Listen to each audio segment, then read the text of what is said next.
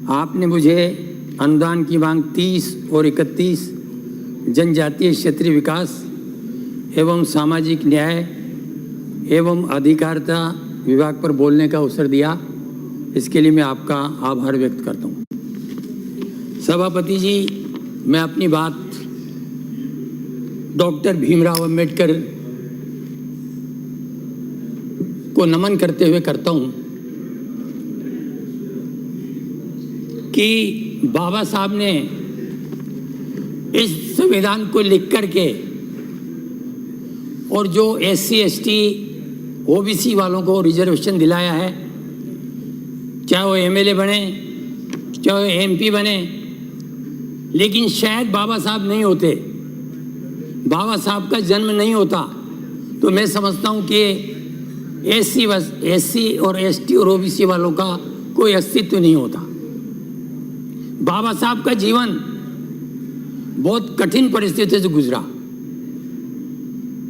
उस टाइम की व्यवस्था ऐसी थी कि उनको पढ़ने के लिए भी दूर बिठाया जाता था, पानी भी नल से नहीं पिलाया जाता था। इन परिस्थितियों में बाबा साहब ने पढ़ाई करके और इतना हमारे समाज का गौरव हमें दिलाया। मैं उस टाइम के बड़ौदा नरेश को धन्यवाद देना चाहूँगा कि उन्होंने उच्च शिक्षा के लिए बाबा साहब को लंदन भेजा।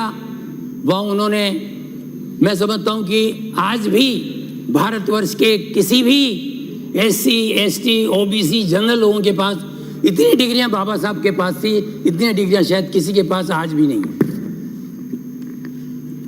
उन्होंने न सिर्फ सामाजिक समानता के खिलाफ लड़ाई लड़ी, बल्कि महिला सशक्तिकरण, यूनिफॉर्म सिविल कोड, मौलिक दायित्व के मुद्दों पर अपनी बात रखी। भारत माँ के इस महान सपूत ने अपनी प्रगतिशील विचार चलते करोड़ों भारतीयों के प्रेरणा के स्रोत और आदर्श और मार्गदर्शक बने। भारतीय जनता पार्टी वाले कहते हैं कि भाई 70 साल में आपने क्या किया, तो कांग्रेस ने जितना 70 साल में किया, आप लोगों को तो भी 15 साल या 16 साल का ही चांस मिला है। लेकिन जो भी इस देश में किया और जिस देश की प्रोग्रेस, चाहे वो बांधों के मामले में हो, चाहे वो रेलवे के मामले में हो, चाहे वो BSNL के मामले में हो, या कई इंस्टीट्यूशन के मामले में हो, मैं समझता हूं कि इस भारतवर्ष ने प्रोग्रेस करी। ऐसा नहीं कि भारतीय जनता पार्टी के शासन में ही प्रोग्रेस हुई है। महोदय, मैं आपसे निवेदन करना चाहूंगा कि सरकारी क्षेत्र में नौकरियां तेजी से घट रही हैं और ज्यादातर कई डिपार्टमेंट संविदा से लोगों को ले लेते हैं, SC ST लोगों को लेते ही नहीं है। और फिर जब विज्ञप्ति निकलती है, परमानेंट होने का चांस आता है, तो फिर क्या होता है कि 30 या 20% उन लोगों को 2 साल 5 साल की देकर के उनको नौकरी पे लगा लेते हैं। तो हमारे SC ST OBC के लोग कहाँ जाएंगे? इसमें सुधार किया जाना चाहिए। मैं गहलोत साहब से निवेदन करूंगा, समाज कल्याण मंत्री से, कि इस पे ध्यान दिया जाए ताकि SC ST के लोगों को भी इन निजी संस्थाओं में, अभी हमारे यहाँ कौन से गहलोत साहब को निवेदन कर रहे हो? ये गहलोत साहब अपने मंत्री जी अविनाश जी सदन में जो बैठे था, अभी गहलोत साहब का है। मैं आपसे निवेदन करना चाहता हूँ, मंत्री जी से कह रहे हैं, आपसे थोड़ी कह रहे हैं सर। बैठो, चलने दो।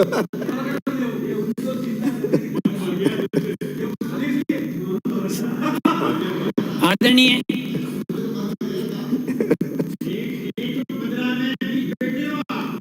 और आप भी 70 में से 10-12 बैठे हो। मैं आपसे निवेदन करना चाहूंगा कि माननीय सभापति जी, जब गहलोत साहब की सरकार थी तो SC के 4 मंत्री थे और ST के 3 मंत्री या 4 मंत्री थे। आज आपकी स्ट्रेंथ वो नहीं है, लेकिन मैं आपके माध्यम से ये निवेदन करना चाहूंगा कि आप SC ST के लोगों को प्रतिनिधित्व दें तो शायद ये भी अच्छा होगा। आदिवासियों पर माननीय सभापति महोदय, पिछले कई वर्षों से राजस्थान में दलितों आदिवासियों पर अत्याचार की घटनाएं लगातार बढ़ रही है।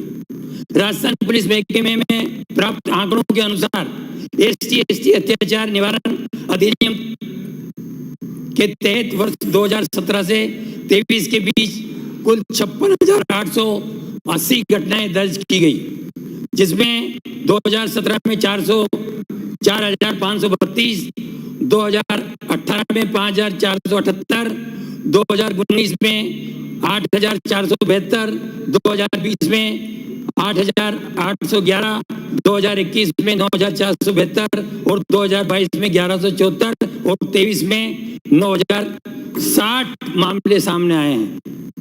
तो अपराधों की जो उससे ये बहुत ज्यादा बढ़े। मैं आपका ध्यान मानिए आकर्षित करना चाहता हूं कि आज भी आजादी के 70 साल बाद भी दलित लोगों के मेघवाल बेरवाओं को गोली से उतार दिया जाता है और मूंछ रख लेते तो मूंछ पर उसमें ऑब्जेक्शन किया जाता है। तो मैं गहलोत साहब से निवेदन करूंगा कि इस टाइप के कड़े प्रबंध किया जाए और पुलिस के अधिकारियों को, SP को और कलेक्टर को इस बात की हिदायत दी जाए कि इस टाइप के मामले ज्यादा ना हो। अरे आपको 1 मिनट ज्यादा दे दिया। और मानिए राधेश्याम बैरवा, ठीक साहब, धन्यवाद सर। समय का ध्यान रखें भाई, अभी दोनों मंत्रियों के जवाब भी आना है। माननीय अध्यक्ष महोदय, आज मुझे मांग संख्या